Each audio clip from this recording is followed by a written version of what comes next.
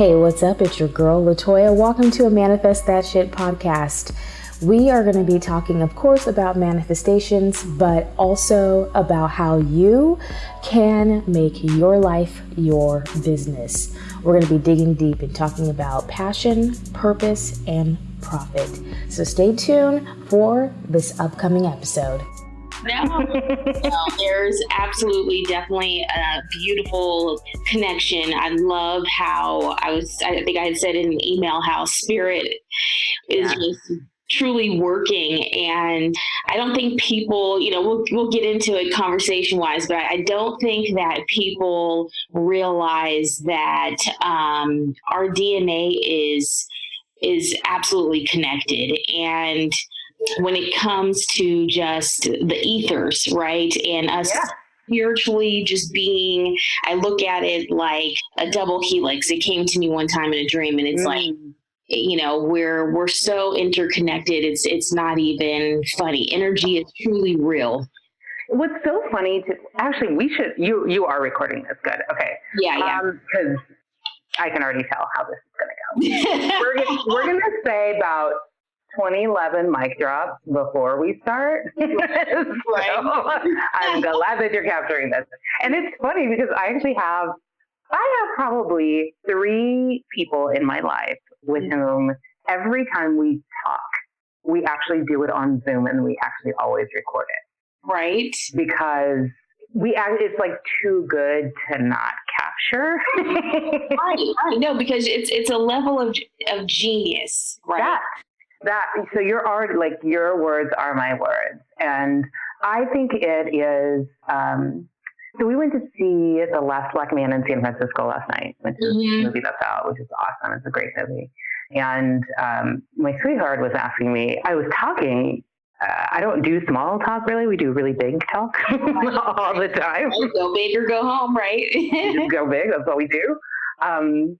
We were talking, and I was like, I was fascinated at like the real estate psychosis of California and the Bay Area and families and Black families and Black families on the West Coast. Like there are all these like layers and lenses that I found very relatable. Right. And I have a strong point of view right now for the resistor culture, the activist culture specifically in people of color communities right now, where I'm like, there's a time and a place for that, for sure. Mm-hmm. And if that is like what spirit is calling you to do, you do that. Correct. Right? Like that ain't everybody's calling. No. And every problem is not yours to solve. And there's a point at which when all you're doing is resisting, you're so entangling yourself with what it is you're resisting. Correct. And it gives short shrift to your own divine code, which for many of us, I believe, is actually to create. We create culture. They're already looking to us to create culture. So they literally are scavengers of what we create. Reach it. Absolutely not. So like once we start creating and stop resisting, we create all these new realities of our own, and we don't have to be as worried about whether we're going to get our little piece of this somebody else's pie, or whether somebody can steal whatever from you, because what is in your divine inheritance, what is in your sacred contract to have, cannot be stolen from you ever. It will not be. Let's talk about that, because it's funny that you mentioned that. So when I originally started out, so I went from a brick and mortar business 5 years ago as a spiritual counselor.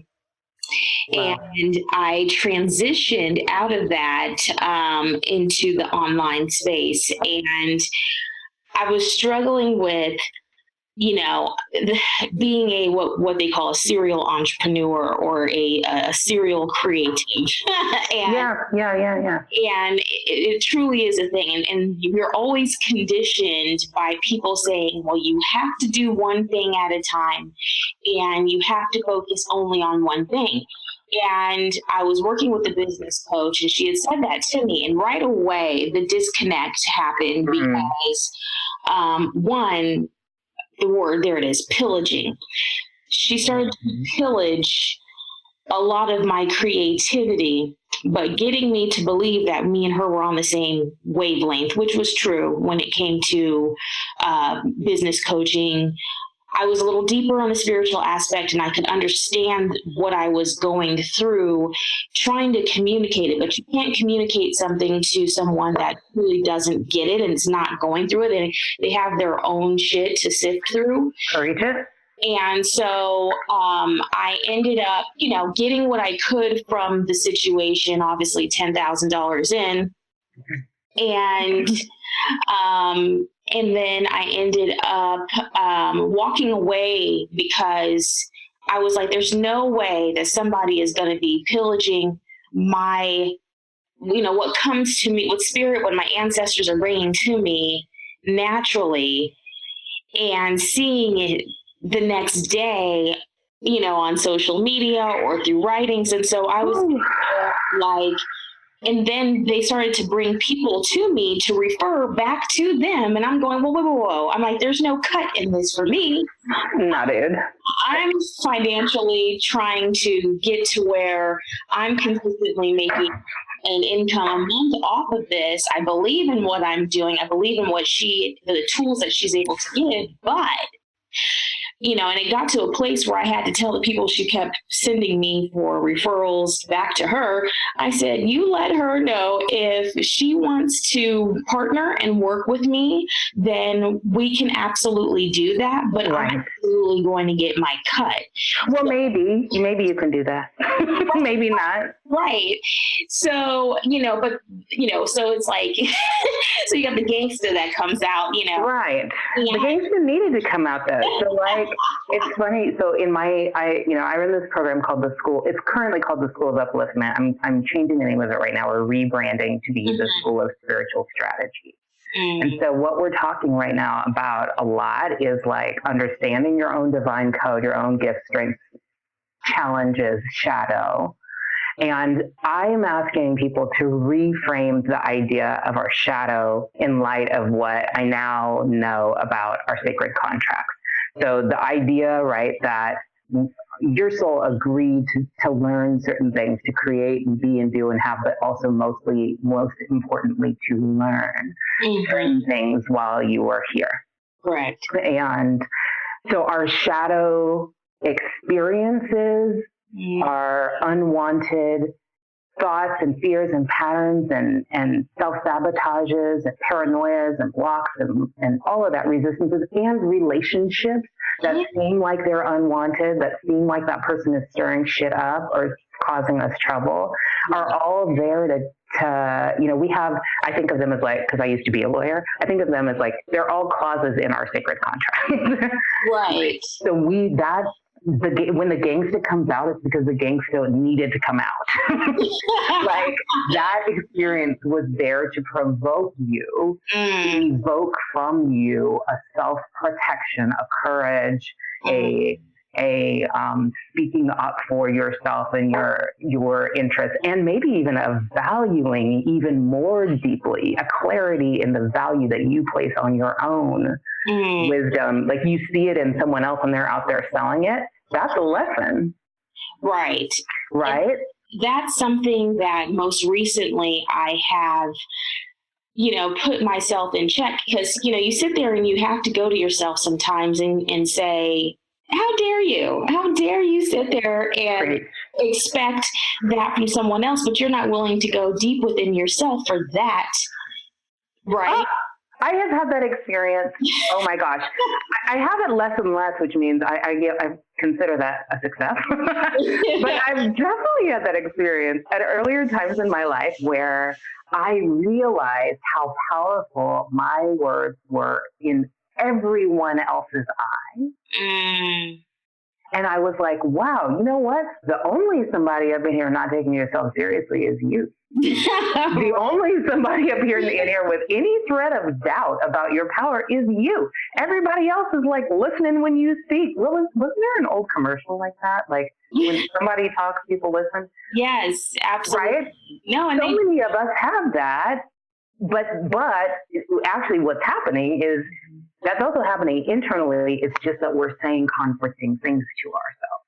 So our desires we are also voicing our doubts to ourselves. And those are very powerful places that are like, not even counseling each other out. They're creating this like death grip battle of like inner conflict, you know? That's something that I realized. I was training somebody, coaching someone who was a trainer, and I 110% absolutely just, it's funny. You end up loving somebody so much in what they do, and you're so proud of who they are, right? And so when somebody's applying your wisdom and your knowledge and what you know to be true, you're like a proud mom. You're like, oh my God, yes. Definitely. You know, and I think that especially amongst the, when it comes to women as leaders and men who are stepping up to take that advice or that counseling, I think so highly because it's so needed. And when I was able to talk to that individual and say, like, look, you're an amazing mindset coach. But then when it came to the wealth conscious piece, it was like, but I'm not worth $9.97. Yeah. And I'm going, well, actually, I'm just starting you off in little nuggets here. Like, honestly, you're worth probably more than that, thousands of dollars, but we have to start somewhere. So let's start from the little nugget and then build up. So it was this struggle, this challenge of, but I'm not, but I am. Yeah. And you got to work that. I mean, are we actually allowed to curse on this? No, this is why it's called the Manifest That Shit podcast. I'm so down. You have no idea. When I saw this name, I was like, that's probably why I think I'm a sailor. And I'm like, we're definitely homie. Bring it. Because I am for sure like that church lady that, yes. You know, we just go there. You got to work that shit out. Yes. And it's a process. It's not a like you decide you want it and then tomorrow. That's what I love about the idea of a sacred contract is it's a journey, right? Like the part of what I think is so beautiful about those of us in this world who are in this world trying to use spiritual strategy and call on the full contingent of forces and powers and assistance and resources, not just the ones that are here that we can see, but all of them that are available to us. And those of us who are doing the work of integrating that with business, which is like kind of a no joke like way to live. Yeah, absolutely. It's necessary, right? I think it's life to me. Yeah. It's beautiful. It is a beautiful life. Yes. But I think for those of us who are doing that work, it is helpful to look at our business callings as actually part of what is calling forth our greatness as humans. Like the journey of that, along the way, we will see the resistance to charging the price, and we will do whatever the inner work is of releasing that resistance all along the way. So these people who, and I think that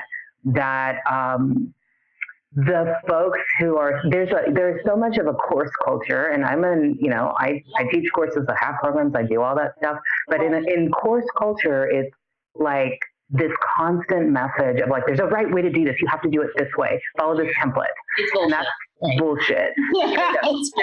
That's not how humans work. You know what I'm saying? Or even anybody from a human design perspective. At all. I mean, at all. Like I realized for myself how I think and I work backwards. You give me a problem, I work it backwards. And it wasn't respected, I found, in a corporate setting. Right. And so I had to totally remove myself from that and be a creative and be an entrepreneur and be someone who thinks of genius things for myself and for others, and to respect other people's geniuses as well. There is no weakness. I feel that, when you go into an interview, what's your strengths and what's your weakness? And I always would say, no, I believe in opportunities for improvement. Right. But never a weakness. That's right. I mean, the things, I kind of think of them as like challenges now, also because I love challenges. Like my boyfriend actually said to me the other day, are you always doing a 30-day challenge? Like, is that how? Kind of. I mean, I did a church challenge once. I make up challenges for myself. Right. I did a dating challenge once where I did 3 days a week for 10 I'll weeks. probably need to do that now myself. Don't do the 3. That was exhausting. It became like a job where I was like, okay. I probably can't do it as well now with the baby. So many people. Yeah. So many human beings to be engaged in. But I like the idea of some kind of a dating challenge when you're getting just back into the game, because it just is. Sometimes you need to not overthink just the actions. You need to stick in your skin. I talk to my students as we call ourselves the tribe of thick skins and soft hearts. Oh, right? yes. So you sometimes you just need to build the muscle of doing it. And so it was helpful for that. I think people need to do that with, just with dating themselves. Lord have mercy. I just had a conversation about this yesterday with a good friend of mine. We haven't seen each other in a very good while. And, he's in a place where he's like, I got my dog. I have my, my very comfortable little studio. I'm good. I need to give love to myself. And we both were in this mode of fuck you, right?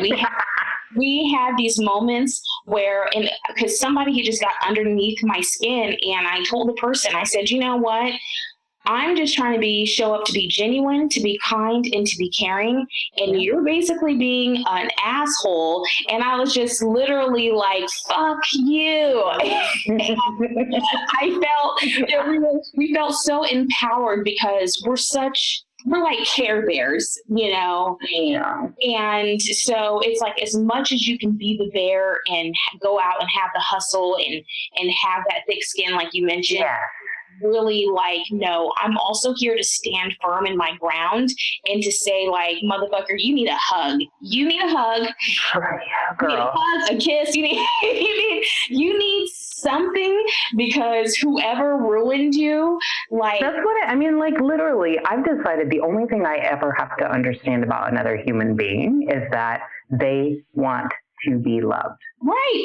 That's it. Everybody, even him. And everybody knows who I'm talking about. Right.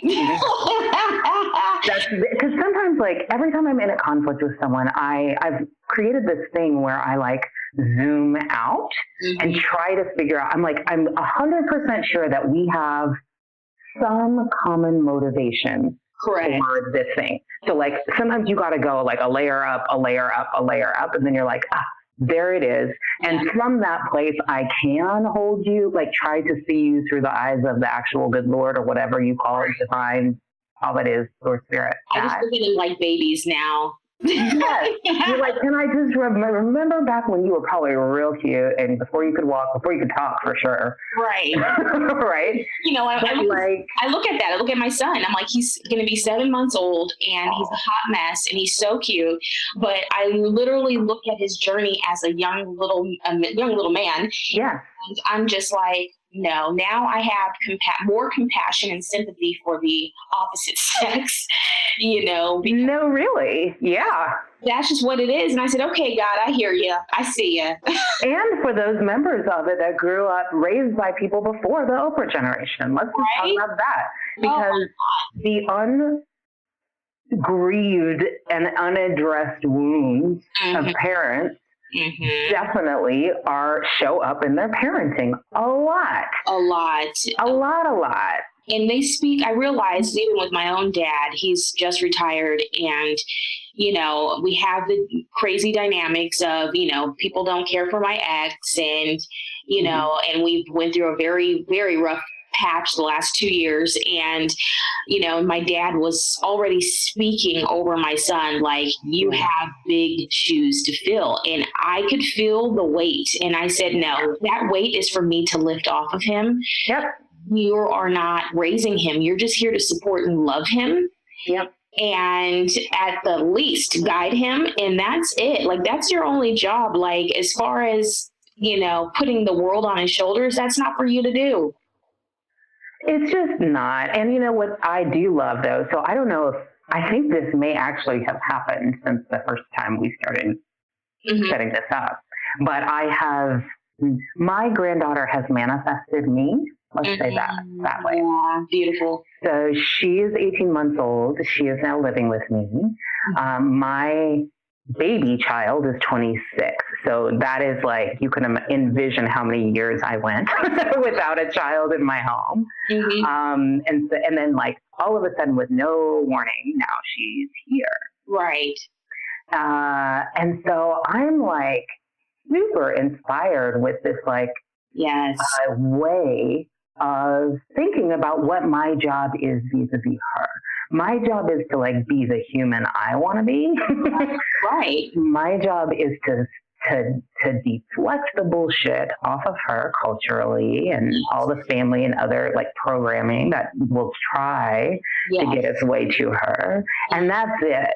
Right. My job is to like revel in these moments of joy and bliss with this little chocolate drop of wondrous little baby kingdom. I mean, and that's it.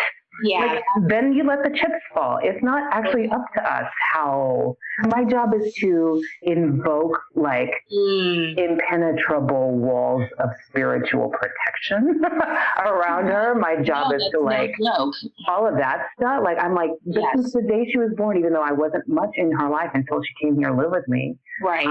I've been like declaring that the genius plan for her life is being manifested now. That every element that is not part of the perfect plan for her life is being dissolved now. And that is it. Yeah. That's all my job is. It's not to contort or conform or to, mold her to a way or to any of that. Although I do notice people are constantly saying, she looks so much like you. And I'm like, I can't tell whether she actually looks like me or whether I'm just like dressing her so much like myself. Right. I'm like, this baby has an amazing wardrobe of fit and flare dresses and metallic sandals all of a sudden. So, like, you know what ends up happening is that regardless of whether the child is ours or not, on a spiritual DNA side, they start to, even in your relationships, you start to morph into each other or into the person, that you are with as having a soul contract with that little being or the bigger being. And like you said, going layers up to go, okay, where am I at in all of this? Yeah. And she chose to take you on, just like my son. Yes. Was 35, and I knew his spirit was with me for years, but everything had to come to a place, and getting that contract between him and his father, and then rewriting that contract and saying, okay, got you here. We got to go through some things. Put your super wings, your Superman, Superwoman wings on, and let's go for this ride. And he has been the times that I've got frustrated or whatever, he's literally smiled at me. And I've realized what innocence is and how we harbor so much as human beings. And that's what I've tried protecting. Yeah. Just the innocence. And that's the freedom from. From all the baggage. That's what I see in others. And I now have more compassion, like I said, for the opposite sex, even his dad. I'm like, look, dude, I don't hate you. I understand where we're at. But now that anybody comes into my life, I can see them from a totally different lens. And I think there's like an unresistance in that when you can drop the judgment part of it. Like I have a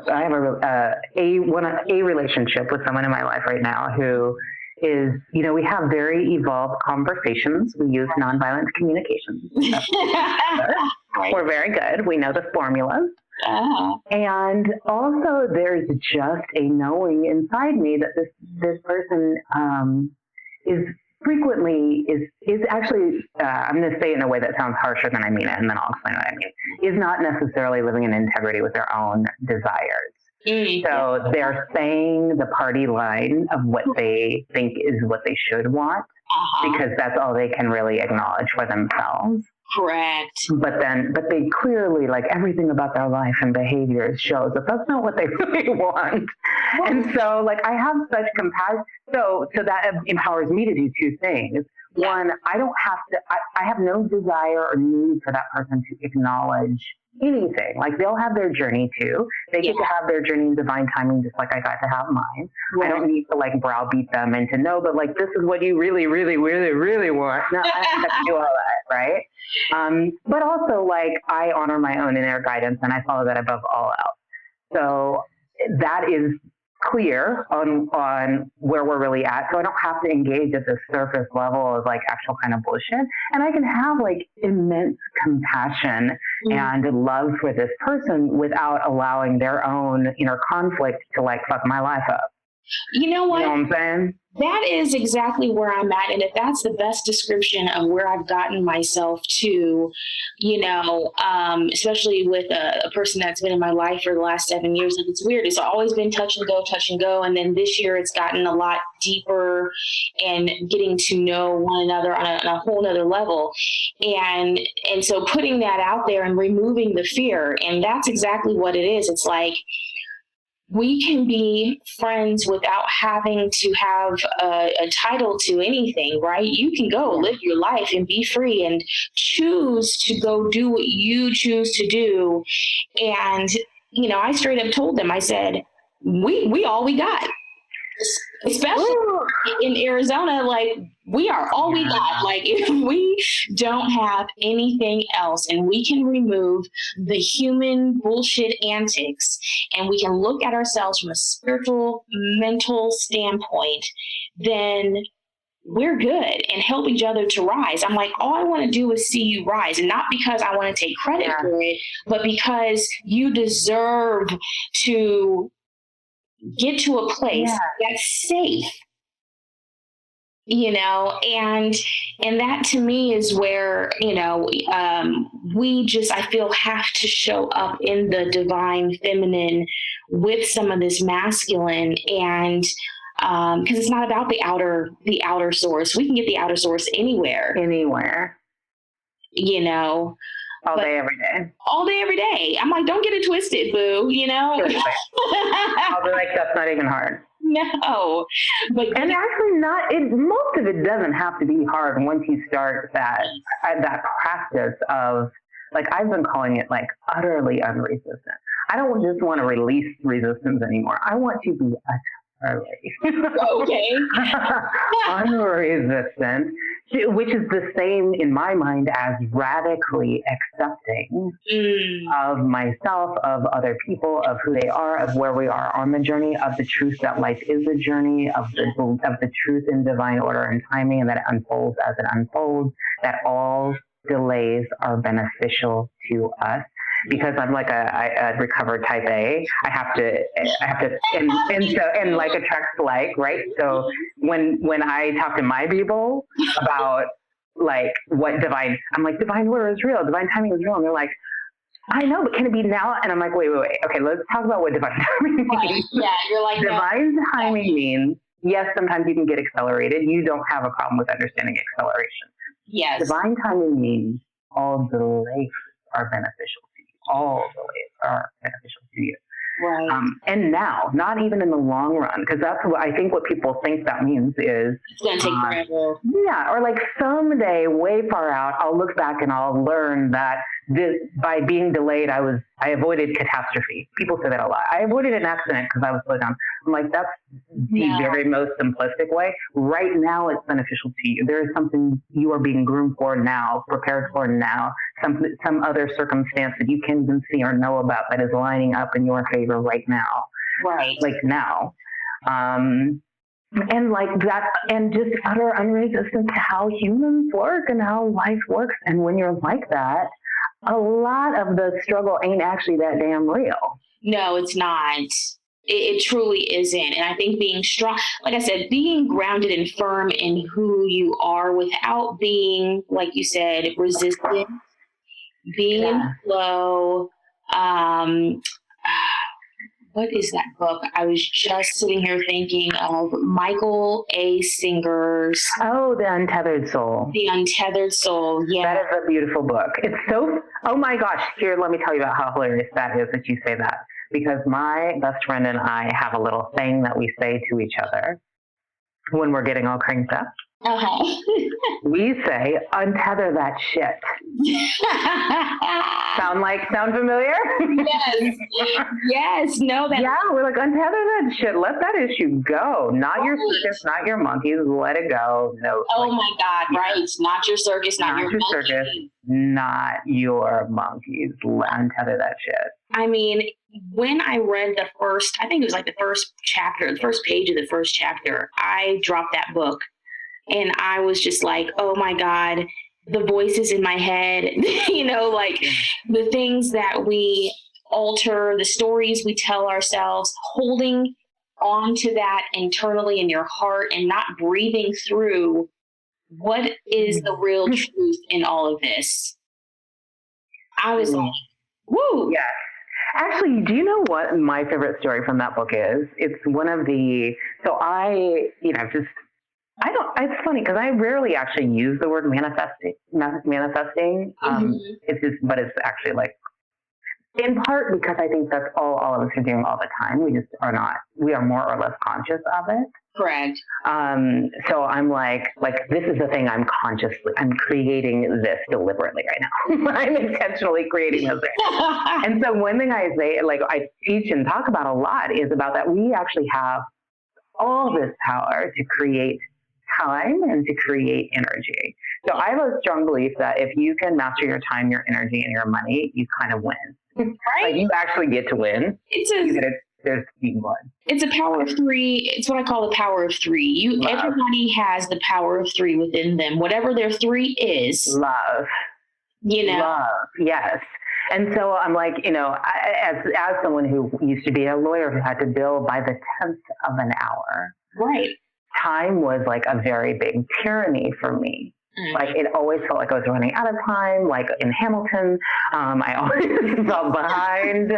Like no matter how much I did, I'm also like a ruler archetype and like the sacred archetype. So like I have this vast capacity to create, and I would just create and create and create and create and create. Yeah. And it always felt like there would never be enough. Yes. Always very future oriented. And so like I've done a lot of work to unpack and unwind and rewire that time scarcity, which is very like intertwined within a fear of energy depletion, a fear that I'll run out or something like, yeah. That's funny that you say that because I'm thinking to myself, like I used to be a project manager and you are fierce with time. You have to be. However, the flip side of that, the shadow side of that can be this constant. It can be, I use the word tyranny because that's what it felt like.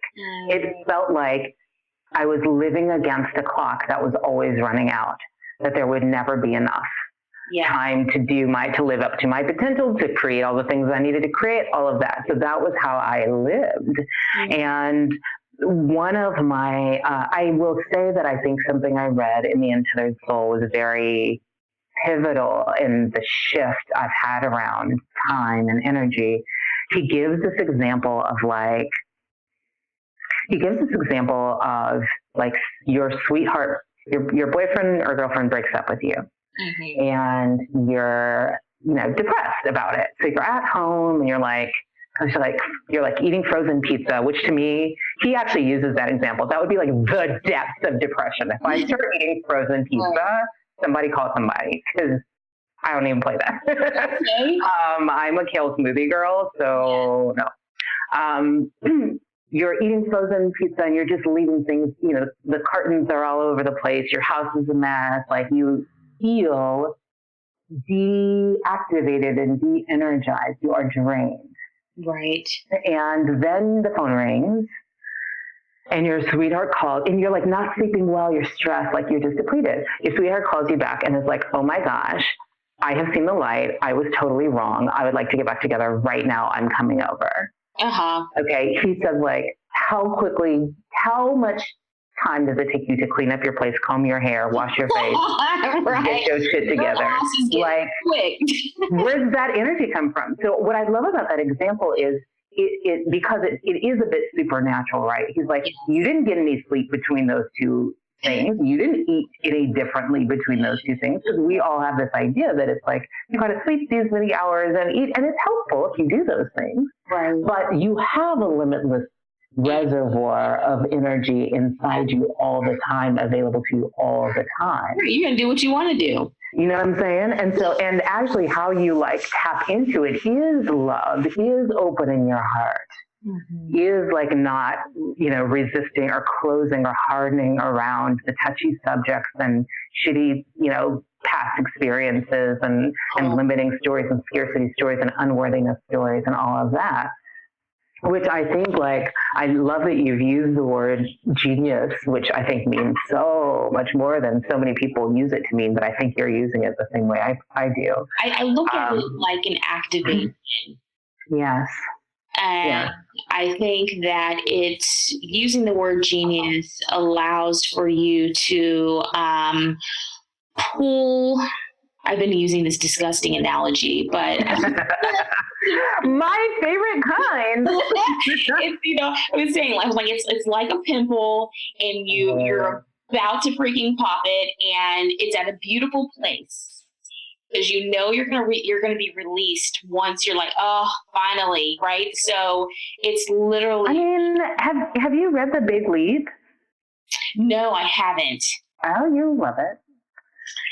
It's simple and fast, but this guy, Gay Hendricks, has this idea that there are like 4 zones, basically, of activity in which we operate as in our lives. Right. Like zone of incompetence, competence, zone of excellence, and zone of genius. And what I love is, like, excellence and genius are not the same thing.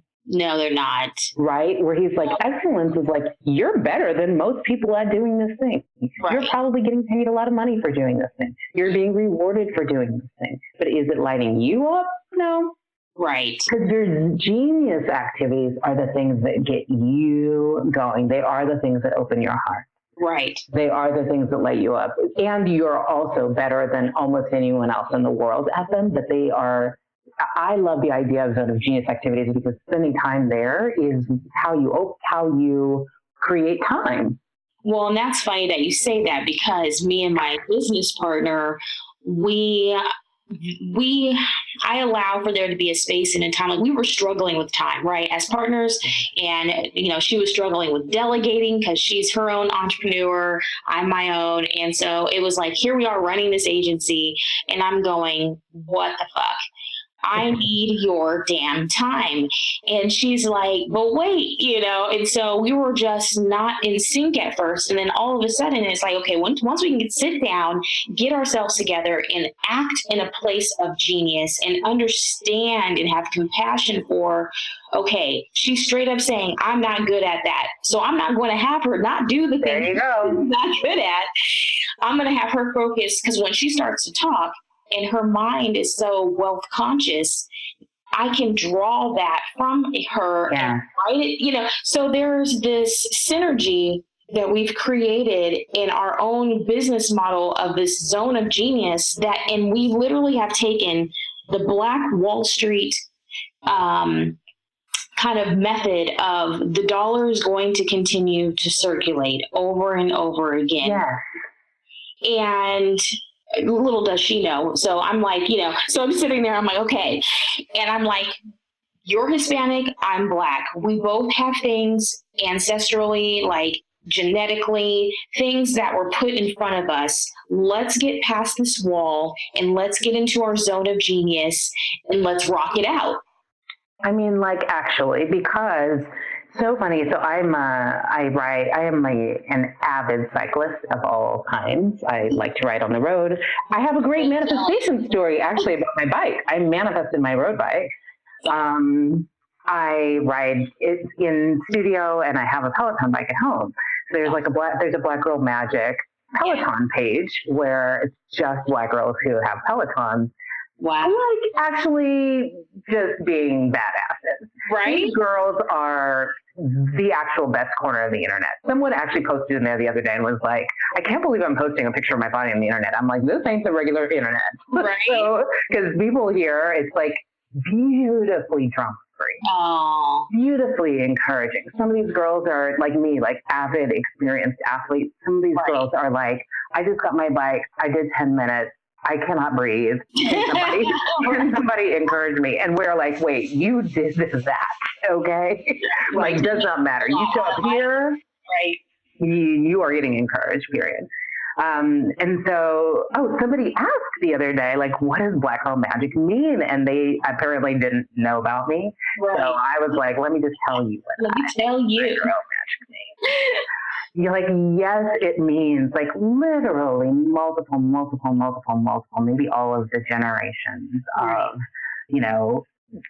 oppression and suffering and seeds being planted of like a resilience and beauty and creative power and intelligence and love that like the world has not seen anything like.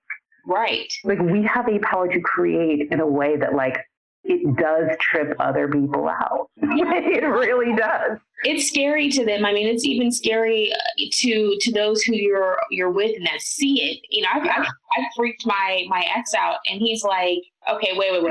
Like something's just pulled on my foot.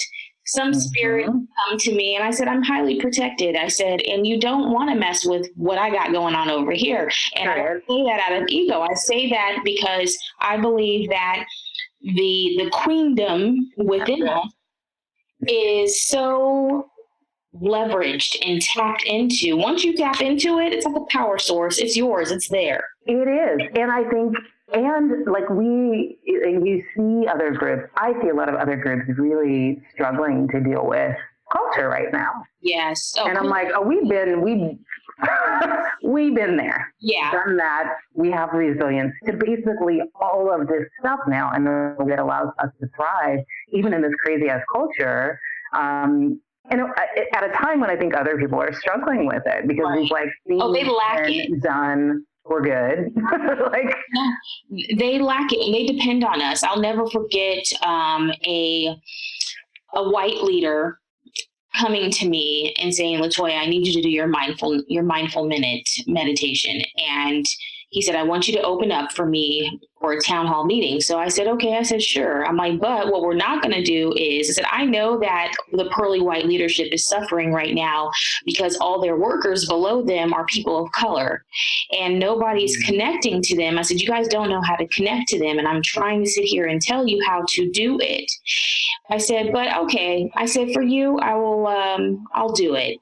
And it was so powerful, but it wasn't the people of color that were coming to me. It was the white people who were coming to me, and they were like, oh my God, I so needed this. Like, thank you so much. I wish they would do more of this. And it's like, because the soul part is not. Well, that's the piece. And that's actually full circle. Yesterday, we watched this movie, The Last Black Man in San Francisco, and there is all this, here in the Bay Area, so much pushing against like tech industry and tech culture and what it is doing to neighborhoods. And I'm like, yeah, and also get your piece.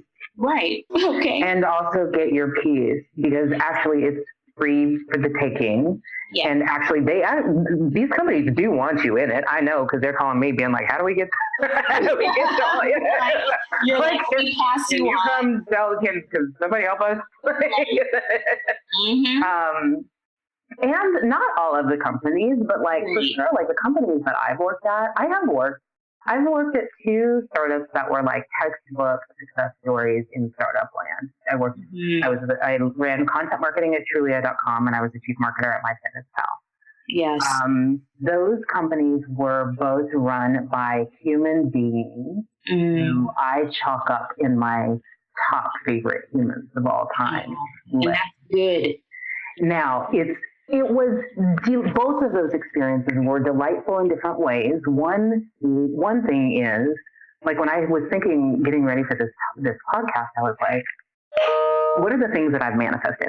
How could I even like list off the things? Because right? you manifested a lot. There's so many things. But like one thing that I'm manifesting right now is like a beautiful team that is high functioning, high vibe. Like I love them. They love me. They love our customers. We have a wonderful business in a wonderful way by grace. And what I think is, you know, those gentlemen who ran, and they are gentlemen, both of the founding teams of those companies, also were manifesting teams like that. So it wasn't just like me and the CEO were good. It was like a whole bunch of bomb-ass, intelligent, entrepreneurial, customer-focused, servant leader people at every level in those companies. And that is a freaking damn delight to come to work to every day. No, that's where you're thriving, literally. You know? Mm-hmm. And so like they're out there. And I, you know, when I tell the story of my job at My Fitness Pal, I was a consultant for My Fitness Pal. I resisted that job a lot. They made my job offer 6 months in a row, 6 months. Every month I got the same job offer. I mean, with more money, obviously. Right. But every month I was like, no, I'm not interested in a job. Like I was making all this money consulting. I was working at home with my pugs on my lap. Things were good. Like I was able to do great things there without having to work there. It was awesome. And a couple things happened. Like before that last conversation, I remember talking to my dad and being like they were just the stage they were at as a company. I was like, I know they can't afford to pay me even what I'm making right now.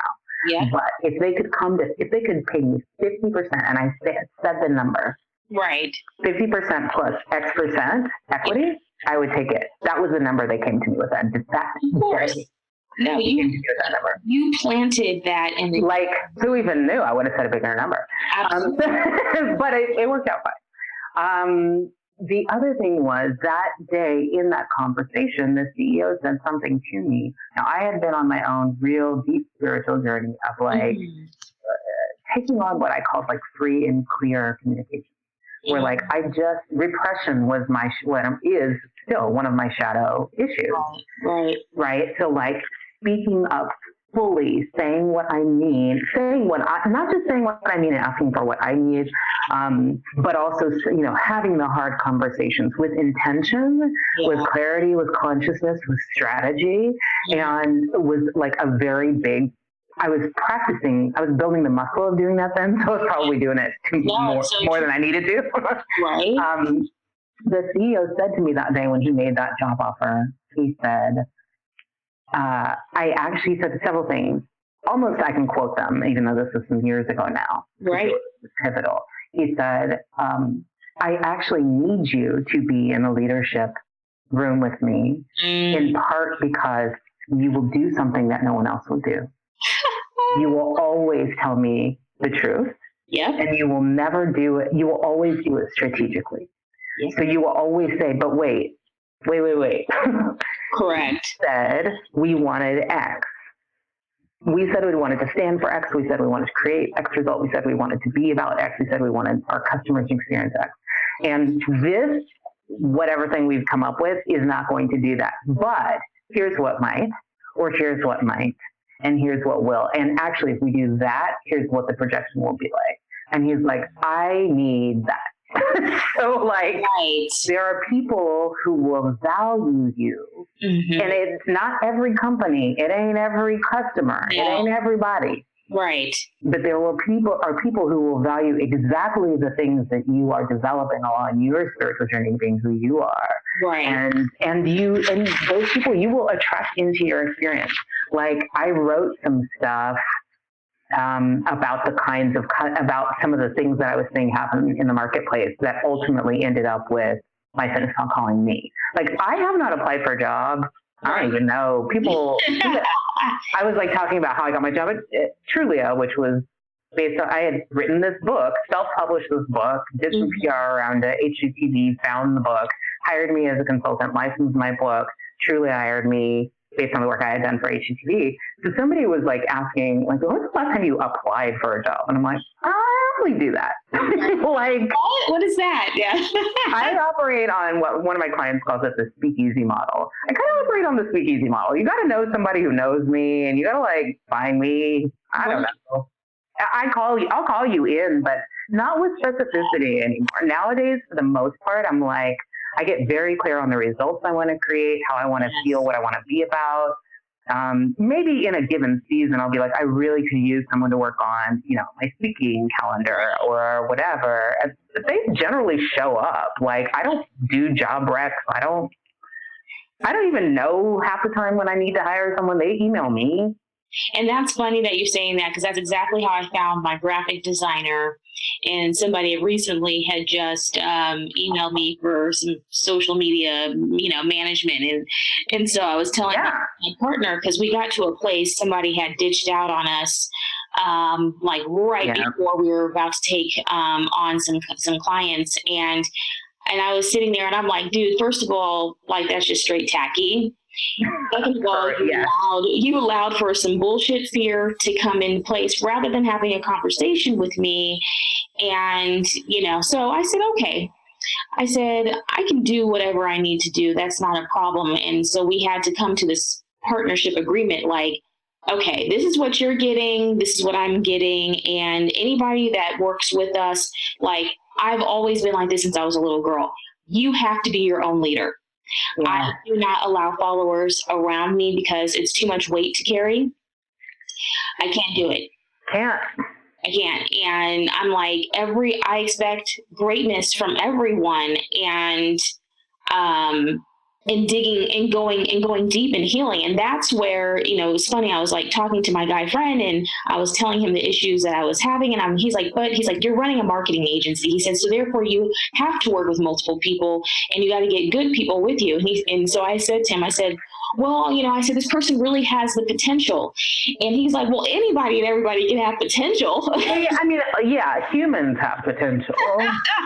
That can't be the deciding factor. Right. And what I should have said is, I see some healing going on and happening, and I need to be there for that.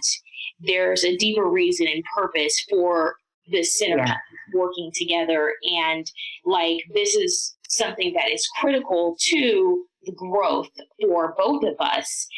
There's magic here, right? So either the person has to maturely come and they have to the place of, you know what, I got to do my own deep spiritual healing and cleansing, which they did. And it's like, awesome. I support you because I've been there. Yes. And being able to bring the human aspect of it and saying, I'm not just going to, because back in the day, LaToya would have just cut your ass off and been like, deuces, bitch, bye.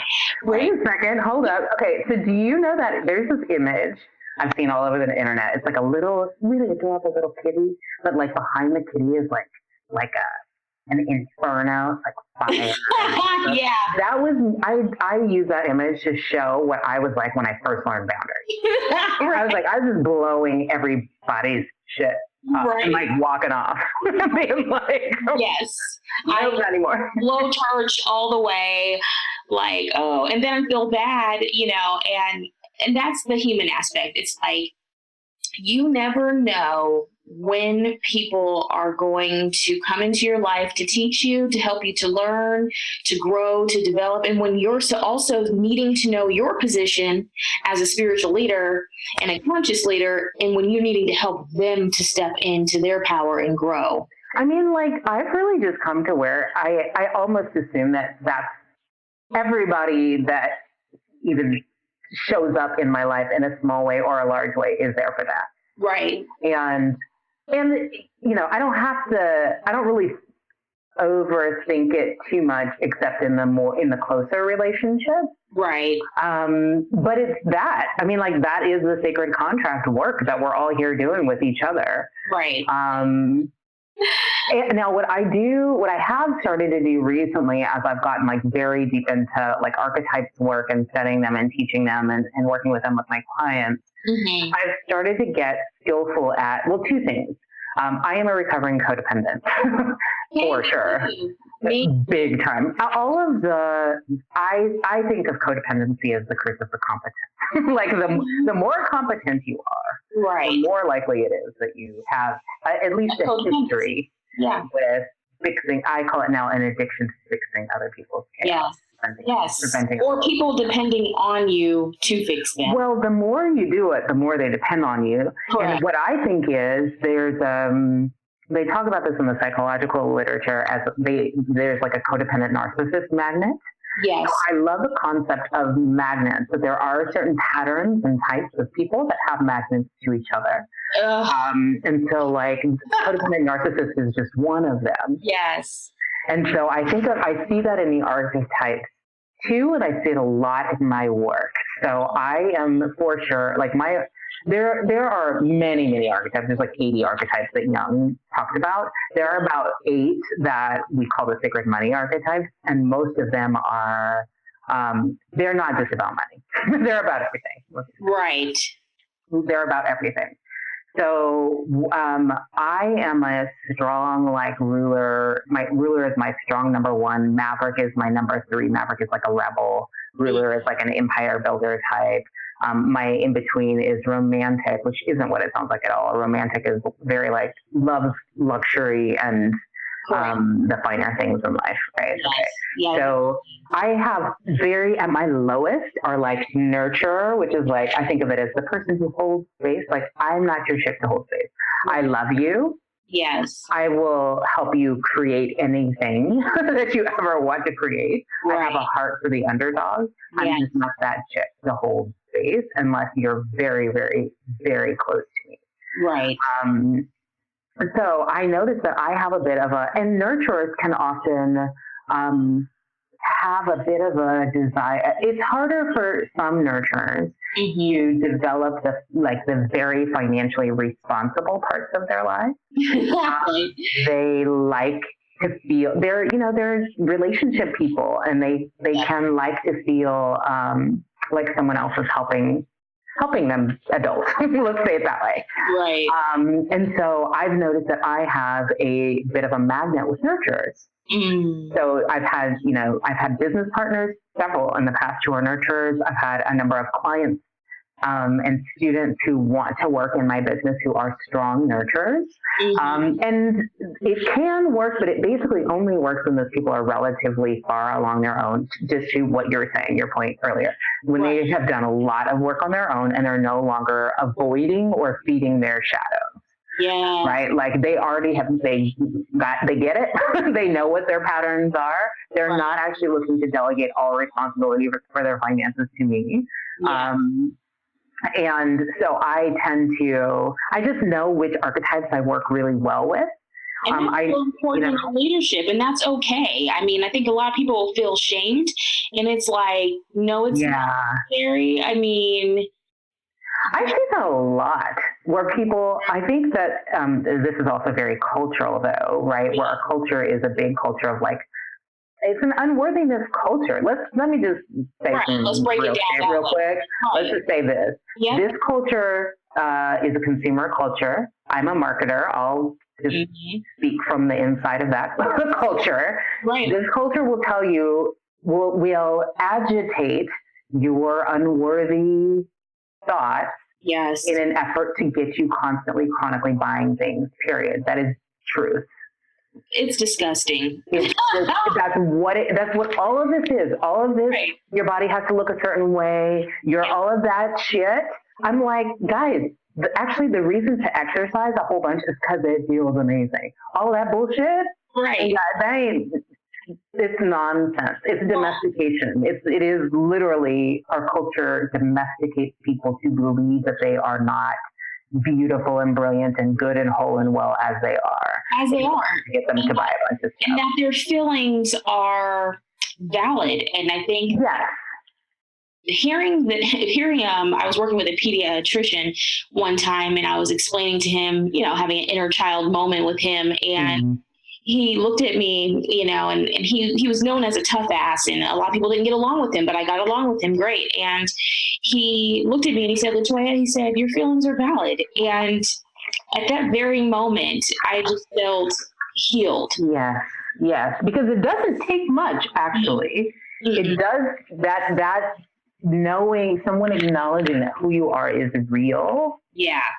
As you are, and I tell my students, let me just break it down, not 10 pounds from now, not after you get the book written, not when you make another $100,000. Sure, that's cool. That's your divine inheritance. It is. It already is. Okay, so we'll figure out the how, but actually the how is being figured out. Yeah. But like that is all great, and you deserve that. But you're real and worthy now. I mean, you before any of that happens. But I think what happens is that in the face of that culture, so many of our systems that provide so much wisdom for self-knowledge, people take them to be almost like diagnostics of what needs fixing about themselves.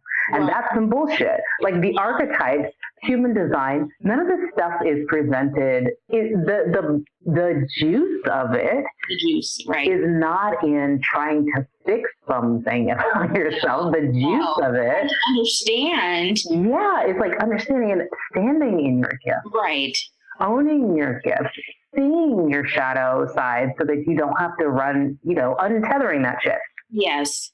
Your shit. It's untether that shit. So you can manifest that shit. Right. I mean, people would call me the queen of manifesting, and it was like, but do you understand that you can manifest too? Like, you can be the king and queen of manifestation. It is all of our divine inheritance. I'm not one. No, hell no. I'm like, I'm trying to teach you. Right?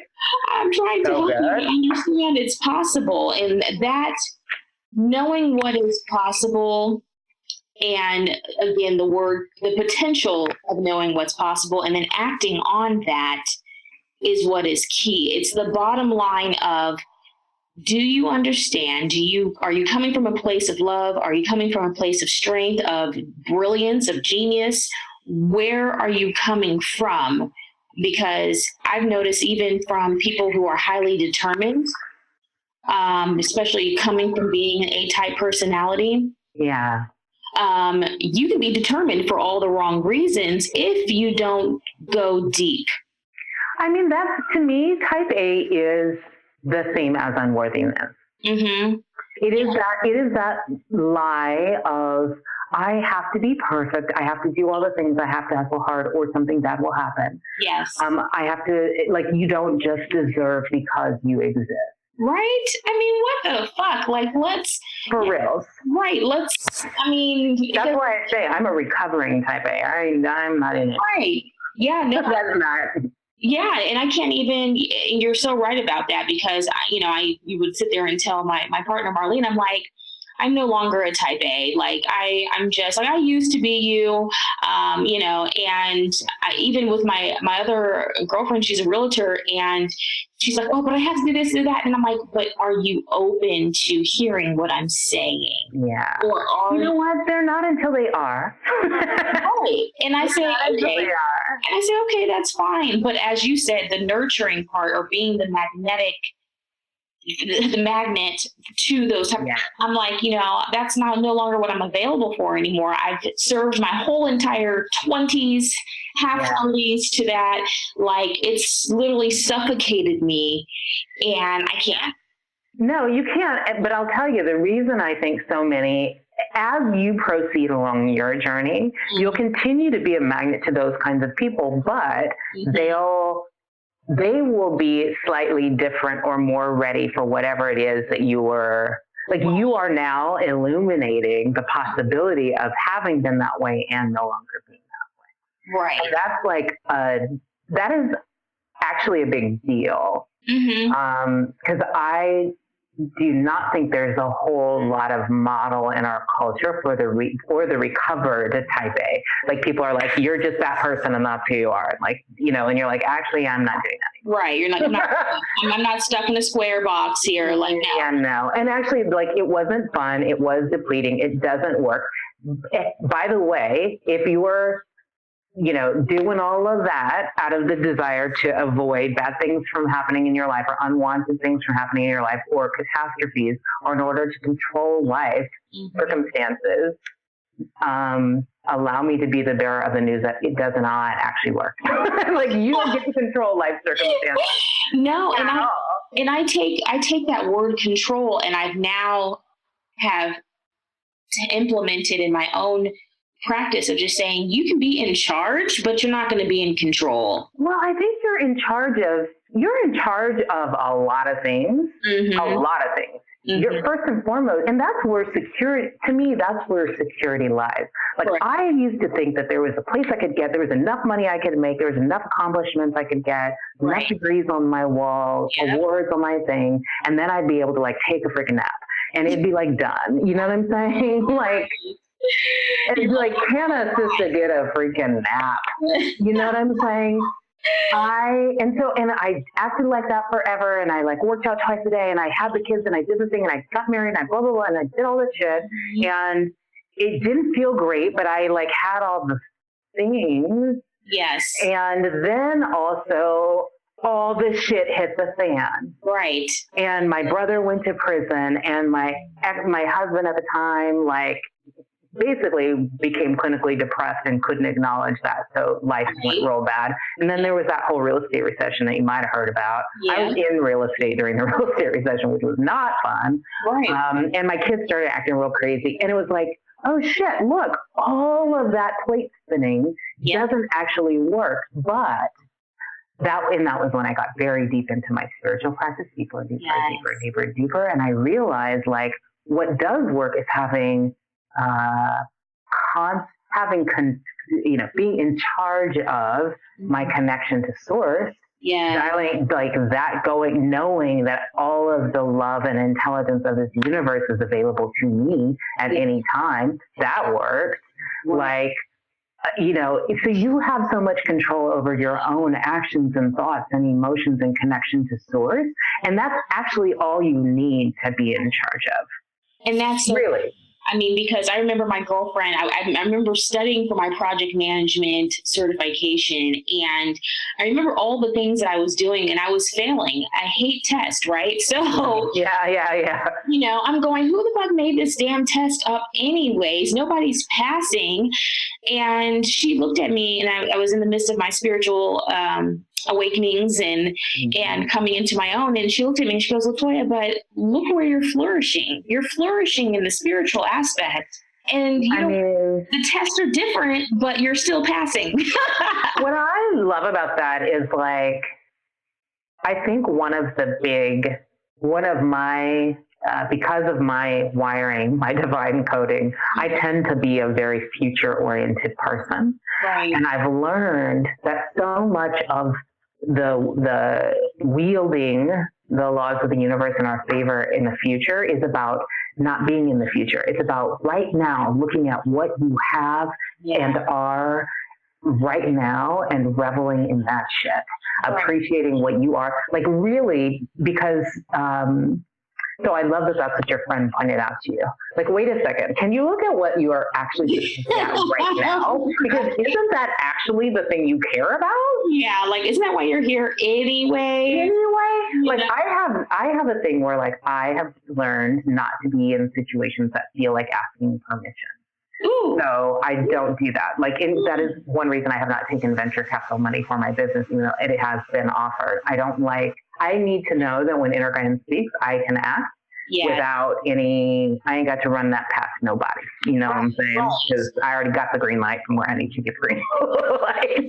Right. And that's funny that you say that, because my stepmom, she had, they've known that I've had different businesses, and she said to me, she's like, oh, well, I think what you're doing, I think this actually works. And I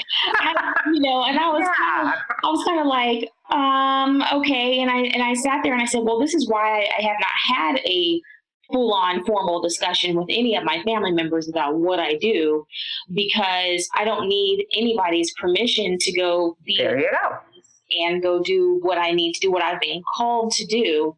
I believe when Spirit sends me epiphanies and ideas or moments where I'm like, oh shit, like, I got to act on this. Like, it is a moment of me activating, me applying what has been triggered, right? What's been brought to me. And so when she said that to me, I just started laughing. And I had paid for a meal. My family came into town, and they were kind of like talking shit about entrepreneurs, and which none of them are. And so I sat there and I said, well, they go, oh, well, thank you for the meal. And I said, well, you could thank my business. Thank entrepreneurship for that. How about y'all do that? And that's like what I love that I feel like this is a perfect example of, so someone actually emailed me the other day. It'll be an interesting thing to see what I email back. Someone emailed me the other day and was like, your ex-husband like works in my building, and I'm doing this research project on the stereotype of the strong Black woman and how that has affected strong Black women. And he said, I should talk to you. And she's like, I would love to do an interview with you about how the stereotype of the strong Black woman has affected you. And I did not reply back yet. Right. I do practice saying an enlightened no in lots of different ways. So I've been thinking about what I would say. So, but part of what I wanted to share with her, because I think I love a chick who just like takes a project like that on because they want to understand the world better. And that's what it sounds like. She's not a researcher, but she's like a lawyer or something. She's not even a researcher. So I'm like, I want to both encourage her to continue down whatever path she's going but I ain't into it. And the reason I'm not into it is that other people's stereotypes about me literally have nothing to do with me. They are irrelevant to me. Yes. I have long practiced independence from the opinions of other people. Mm-hmm. That and getting my hair braided are probably the two things that have my career being where they are. Like, things I don't spend time doing are worrying about other people's. Because and I hear so much of that, like, I hear a lot of the awakening folk, right, concerned that they will be alone if they do this journey, that the people around them will not get it, or they've already had a taste of, that thing where you decide you're going to operate one way and you see all the shitty negative conversations around you. And you're like, oh shit, I'm going to become a weird person. I'm going to become that person. I won't be able to talk to anyone. And I'm like, honestly, you probably will for a while. That is probably true. And then two things will happen. Mm-hmm. One of them is what you're talking about. Right. By your just modeling, not trying to convince nobody, not trying to teach nobody nothing, just being, people will be like, huh. They'll be like, I will have what she's having. Right. Speaking. And that is some real shit. And it's also, I feel like in our culture too, I mean, we have to wrap things up here, but it's something that I've seen, because living here in Arizona, there's a place called Sedona, and it's known to have its spirituality, the vortexes, the woo-woo people, right? Yeah. And I remember meeting this Black chick, and I was so surprised because she had been going through her journey, and she had dreads, and she was just, free in herself, and I'm going, where the hell am I? And we became friends, and we got a chance to learn one another. But the thing that I learned is that there are some people out here that are even women of color, people of color, who are pillaging just each other, but not in a healthy way. Ugh. And it really taught me, it was a weird, oh, I'm so proud of you. Oh, look at you. I'm looking up to you. But then I'm sneakily doing things. And so I listened to the dreams that I had that Spirit was sending me, telling me truth, because that's one of my gifts is premonitions. And I was telling my grandmother, I'm like, something's not right here. I keep having now the second dream, and something's unsettled here that you don't have to see it through your visual eye, but through your mind's eye.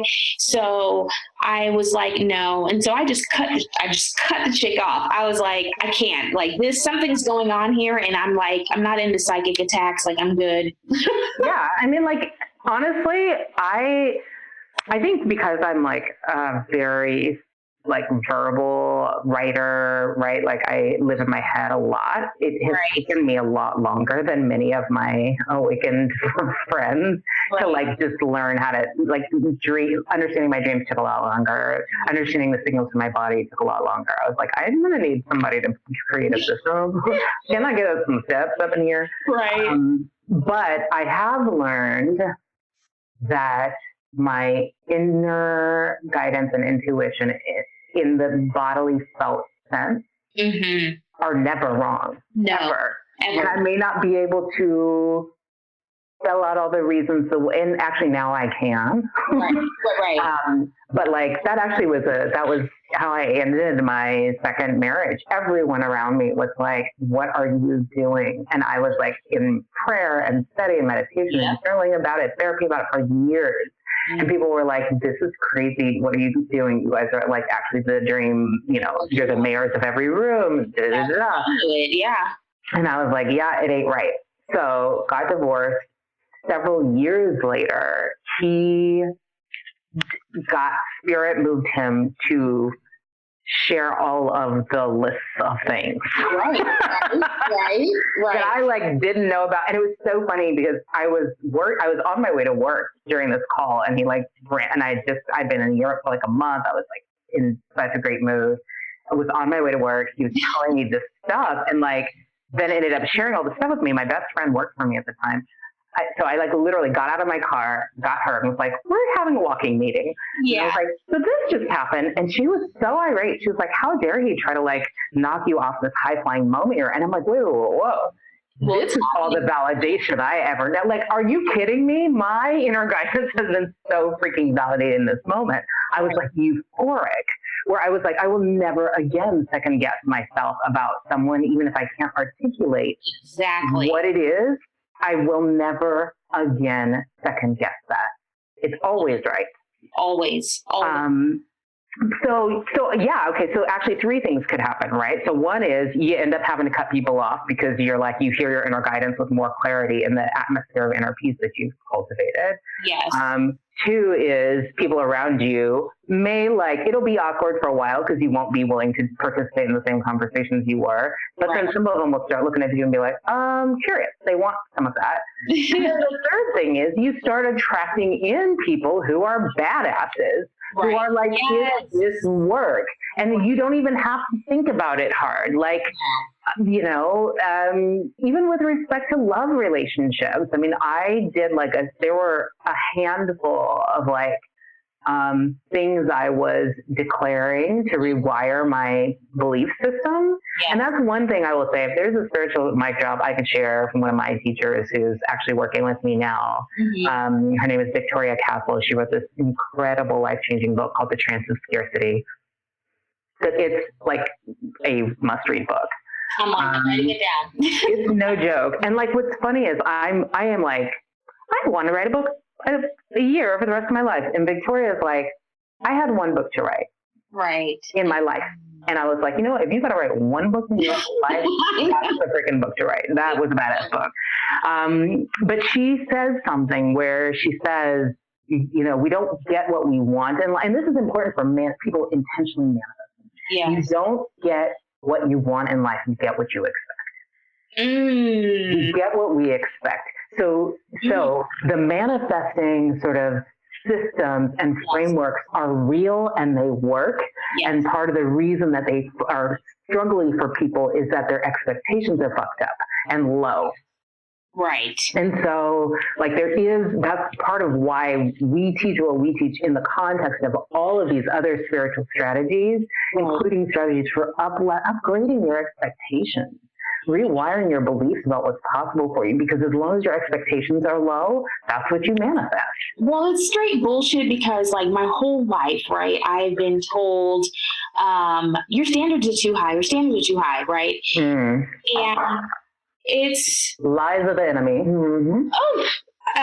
Right. I could scream, right? So it's no. Your standards were too high for them.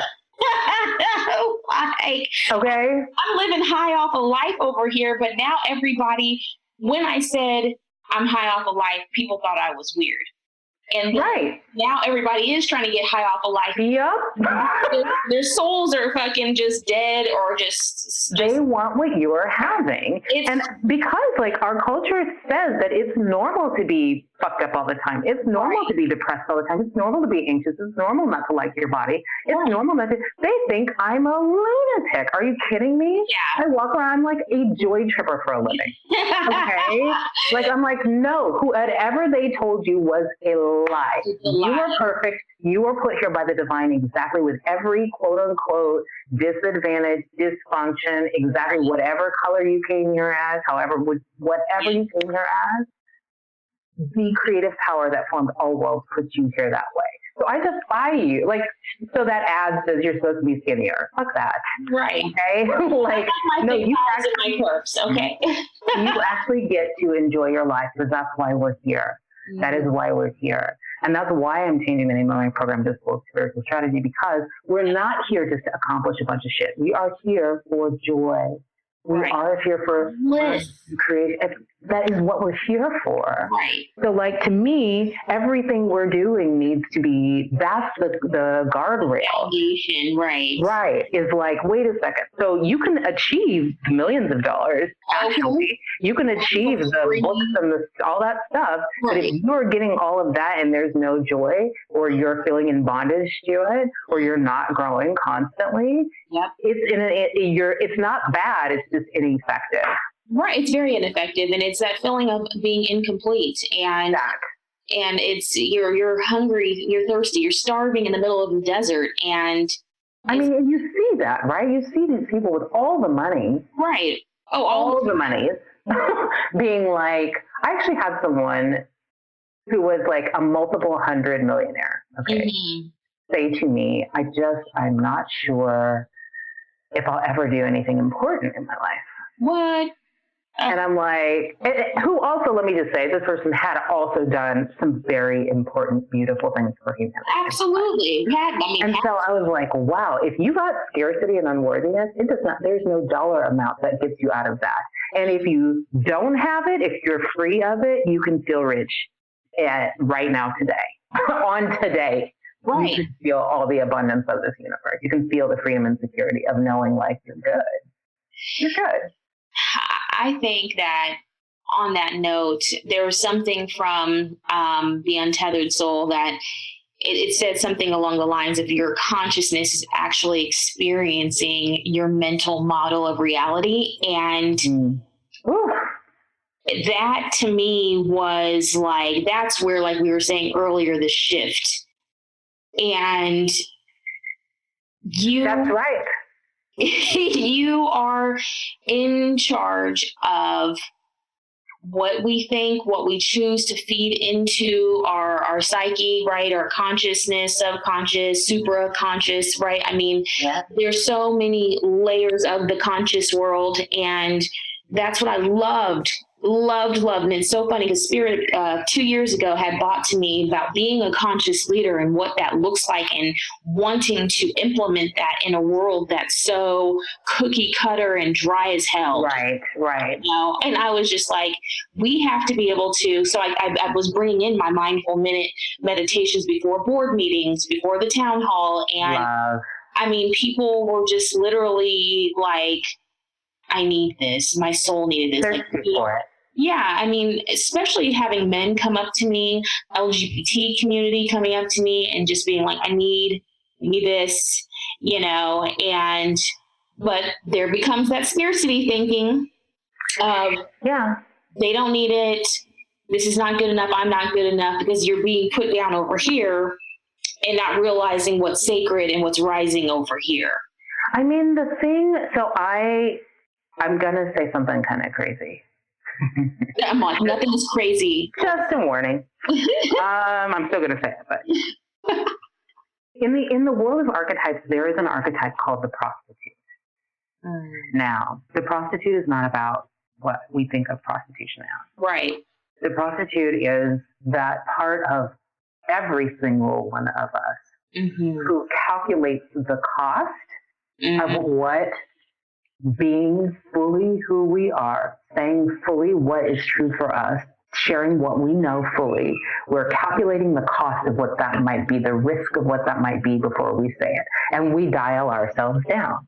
Right. It might be that we grew up in a family where if we were too whatever, our parents frowned on it, or our parents' faces crinkled up, or we were maybe told we would outshine somebody important or whatever. Right. But there is still a piece of us, especially in the business world, that does this like mental calculation of, will people buy what I'm selling if I say this? Will people like what I'm doing if I say that? Will it be received? How will it be received? And especially in marketing. Right. Especially in marketing, because we are like metrics driven. This, who clicked on what, right? Right. The thing is, the bolder you are about your shit, the more people want it, if for no other reason than that it gives them permission to be bold about their shit too. Right. Bold is beautiful. It is. And it's just like people are so needing right now, I think, in this season, there are a bunch of us out here whose sole spiritual calling is to be transparent in our modeling of the truth of like being okay with taking the risk. Yes. Talking about, I mean, I am like a real business chick in Silicon Valley, guys. And now I'm like, hey guys, on the stages, I'm the sexy black church lady of Silicon Valley. Oh, by the way, I'm also a grandma. How's that for like diversity? Like on these stages of interviews. Yeah, how's that? People will be like, wait, what is even happening? Let's speak a blessing. They're like, wait, we're having a blessing here? Right? Yeah. And I'm like, yeah, because you know what? That's how I know how to be. You guys want to know how I know what I know about how to be powerful, how to be in this world and thrive regardless? Yes. This is what I know. It is what is true for me. Right. And so like seeing that, honestly, the prostitute archetype framework was really important for me in my own like shadow work of being like, wait a second, am I actually like considering not saying what I see because, or what I know? Right. Because it might be too risky. It might cost me too much. Yeah, no, I've become the prostitute over the last few years when it came to being in a certain world and then removing myself from that world and saying, well, fuck that, because that's never been me. Okay. I'm like, nope, that's not feeding me. Has never been. No, has never, ever been. And I believe that who we are as a child, that innocence, that boldness, the transparency and all of that, going back to the core, because so many people are trying to, for example, be Beyonce, but not realize that there's an inner Beyonce, the inner boldness within themselves. Right. And because I kept going, well, okay, I can't sing, I can't dance. I'm like, well, I can, but you know, I'm like, where do I fit in this big picture? You know, what am I good at? Sifting through society and all the bullshit and all the crap. Where's my pot of gold at? You know? Right. And that's the journey. But like the first big step on it is like, or the first 1,000 right on it include that what I am calling unfurling. Yes. Just like even by degree. Mm-hmm. Like, can you be 1 degree more today than you were yesterday? Even at work. Yes. Even at like, and that's why these things, you know, I grew up in a very, very white community. So like which trained me very well to be the first and the only in a bunch of settings in my professional life. Yep. The representation was just not a thing I even knew could exist to demand. Although now but that's part of why it's important. Like, that's why natural hairstyles are important. That's why these anything that is you accepting you more. Yes. Matters, because if you're censoring yourself on one thing, right, you're censoring yourself probably on lots of things. Right. And if you're unfurling in one way, thing. That's not speaking your truth, and that's not, you know, like for me, I'm a freedom seeker. You know, I'm all about truth and knowledge and in depth. And, you know, the other day somebody called me analytical, and I was like, Latoya and analytical do not go together. I take it as a compliment, but at the same time, I realize that you're like, it's an insult, and that's not a word that goes with me. So, you know, I'm like, I'm not choosing to take that in. Well, yep. What I am choosing is to say, hey, I showed up. however you choose to take that, that's your business. That's on you. Mm-hmm. That's perfectly fine. See you when I see you. And then it was like, fuck you. Right. Well, I mean, no, but really, like, what I think is really obvious to me at this stage of having like worked with so many adults and seeing people's reactions to little ones, right, is that that label thing and resistance to it is like a survival skill. Yes. Because people do that to little kids and they don't know. Little kids feel they're literally wired to know that the approval of the adults in their world is necessary for them to live. Right. To survive. Yes. So they like literally are watching our faces when they say or do things. They hear the labels we put on them and they take them into their being because they think they have to be that. It's not even a thought thing. It's like pre-logic. It's pre-logic, yeah. You know, it's wired in. Right. And that's how I end up with clients who are in their 40s and 50s who test as like rulers, who are like, I remember the day people started calling me shy when I was little. And I was like, I don't think I'm shy, but that's what they wanted me to be. So I've been shy for 50 years. Yeah. And I'm not shy. Right. I had a client say this the other day, and I'm like, I know that about you. I have always known that about you. But she's got this quiet storm thing, like brand happening. And she's like, but I'm actually not shy. And I'm like, not anymore, you're not. Right. You know? And that is what makes me go, I'm here to love on all aspects, and especially with wanting to manifest a partner who can respect that part of me, that beauty part of me. Because I was sitting there going, oh my God, I've been telling myself that I have to walk on eggshells because they're not going to accept my love. I'm like, first of all, who won't accept kindness, love, compassion, nurturing? Only somebody who's broken and who needs healing. There you have it. Who needs healing that is no longer maybe part of your sacred contract to learn that lesson. Right. Like somebody else might need to have that lesson. That's cool for them. You've already learned that. Yeah. You graduated. Yeah. And that's what I'm realizing too, is that, it's funny. I was pulling a Kuan Yin card and, cause like for me, I'm like, I have to go deep, Yeah. I'm like, I need that inner wisdom. And it was like, no, you've now graduated, and you may have graduated past certain levels of thinking, certain levels of being. And sometimes you don't even have to say much to know that you have arrived, right? I think a lot of people get caught up in so many words that it's like, but have you arrived? I mean, really. But have you arrived? I mean, sometimes the arrival is, I think you're right. Sometimes that arriving is like such a solid inner knowing you no longer care about. You ain't got to trumpet it no more. No, you're like, right. Yeah, I'm like, I've never been the person to, I don't have to quote the Bible or quote books or quote, there's certain things that are truly important to me. That's why I mentioned the Untethered Soul. That was life-changing for me. I always recommended it in my spiritual counseling to my clients. I saw how life-changing it was for them. And I trusted in that because I knew where I was at the point that I was in my life, that it really was like, oh my God, it took the shackles off, right? Yeah. And so I think for those people who are out there who need to have logic be put with spirituality, I think you're absolutely on point when it comes to the school of spiritual strategy, because it helps you to go deeper. It helps you to know that you're in alignment and you're not alone at all, because you do attract the most beautiful fucking people of the universe. So real. And what's funny is I am a very strategic person. So I started there. Yeah. I needed all the frameworks. I needed to know the laws, the rules, and how the things work and all of that. And then, you have that moment. You have a moment where you feel what resonance feels like. And you, over time, release. it becomes where the spiritual strategy stuff is helpful because you got this toolkit for like everything. Right.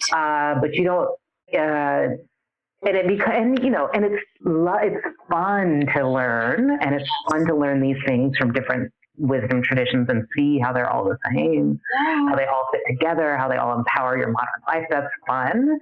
But you also but then you also just, you start to know you're being assisted all the time. Right. You start to feel it. So it's interesting because it speaks to a person that is pretty cerebral and wants to understand with their logical mind. But over time, the practice of these things, resonance just proves itself. Yes, it's just to there. you. It's just there over some practice. And we run the school for about a year. So it's like a year. People experience crazy stuff in like a month. Right. But about 10, 11 months in, people are like, wow, like other people in their lives are like, dude, who even are you anymore? Like you are so positive and so happy and so mellow and so like. I love that you did it for a year. I love that because I struggled with that in my, the spiritual business coaching aspect. I made a program. I have a Manifest Teachings program for a whole entire year. And, in the business coaching world, everything's for 3 to 6 months, right? And everything. Or 6 weeks. Right. Yeah. I mean, I did a boot camp for 8 weeks, and it didn't serve the people that were coming to me on a deeper level. Yeah. And it's hard because you have to you got to meet people where they think they're at. And also, so like we have some programs that are 6-week programs, but that's not the life mastery. You ain't going to master your life in 6 weeks. No. I wish. Right. But no. And you have to be real about that. So I appreciate that you have developed something where you're saying you're worth this. Seriously. And also, you've been, hearing these stories of demoralization from our culture for 40 or 50 years. Give yourself a year.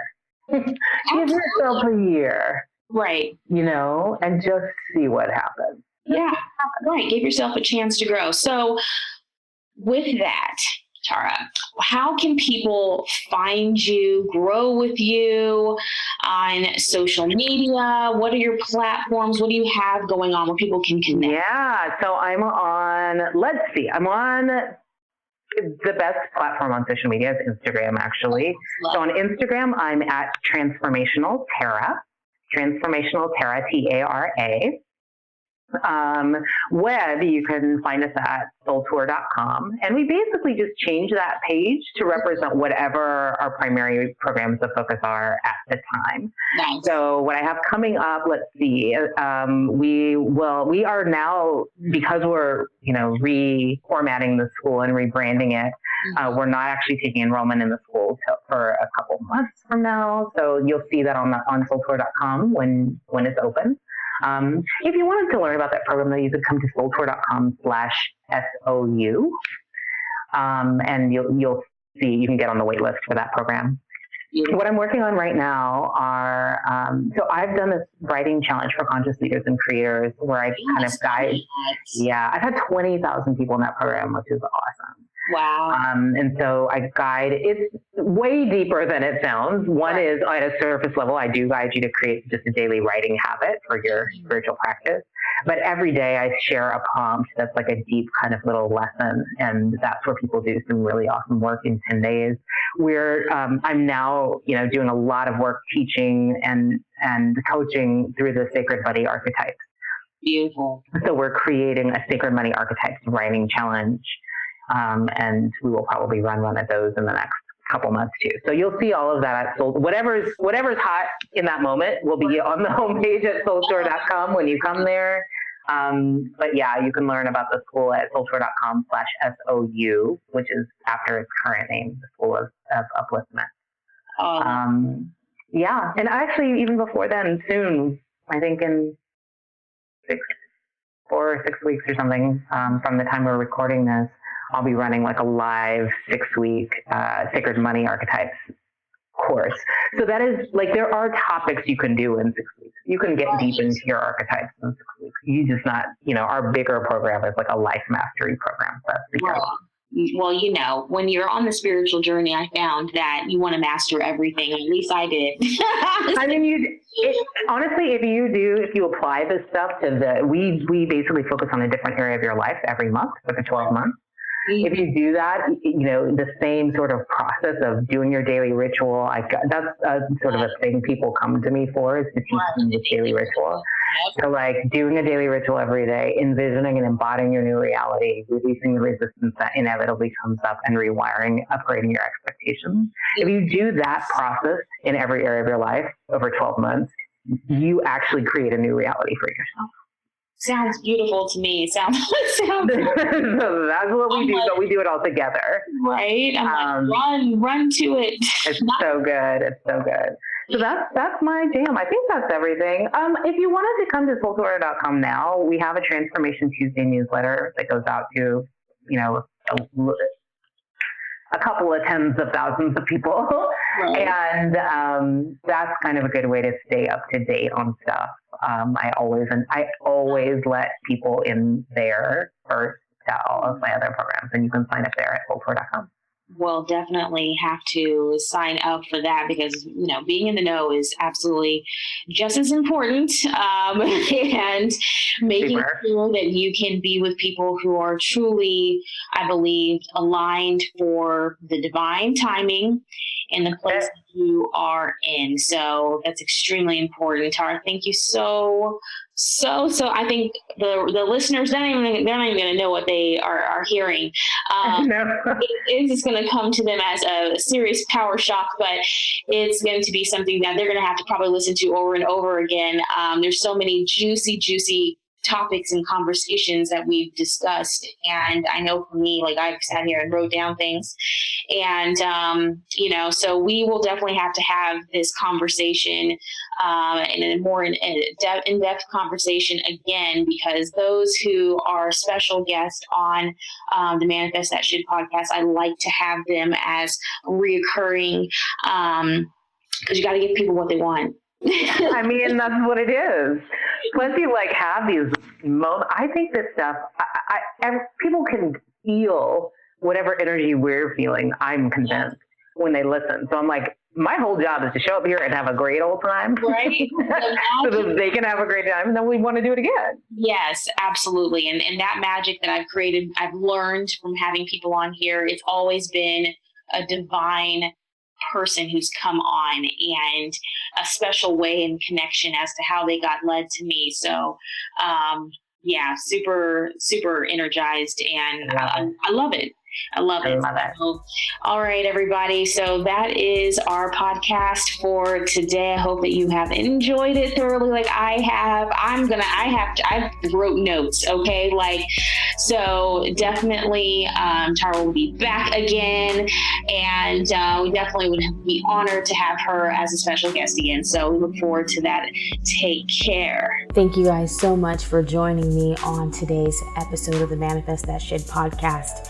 If you are interested in getting your side hustle into a true business and stop treating your business like a hobby, then sign up for the How to Work Like a Boss and Make 10K. It is a free guide just for you that I created. And in this, it really gives you the exact steps that I took in order to create that passionate, purposeful, and profitable business. I look forward to seeing you on the next episode. And last but not least, leave a review. Give me those stars and leave your comment. Let me know what topics you would like to hear next time.